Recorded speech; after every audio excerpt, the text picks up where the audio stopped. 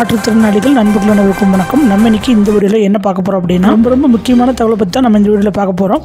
அதாவது முதலமைச்சர் மு க ஸ்டாலின் அவர்கள் பார்த்தீங்கன்னா செங்கல்பட்டு மாவட்டத்தில் 515 கோடி முதலீட்டில் பார்த்தீங்கன்னா 1000 நபர்களுக்கு வேலை வாய்ப்பு அளிக்கும் வகையில் கோத்ரேஜ் கன்சியூமர் ப்ரொடக்ஷன் நிறுவனத்தை உலகத்தரம் வாய்ந்த உற்பத்தி ஆலையை தொடங்கி வச்சிருக்காங்க.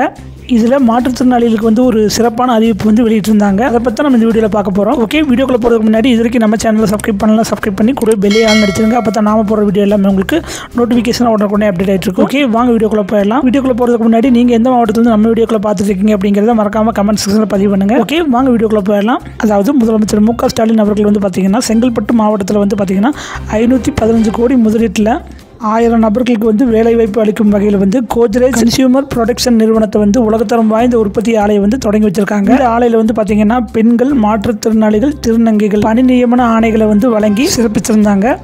இந்த நிகழ்வு பார்த்தீங்கன்னா மாற்றுத்திறனாளிகள் மத்தியில் மகிழ்ச்சி அளிக்கிற விதமாக இருக்குது. ஓகே, வாங்க வீடியோவை பார்க்கலாம்.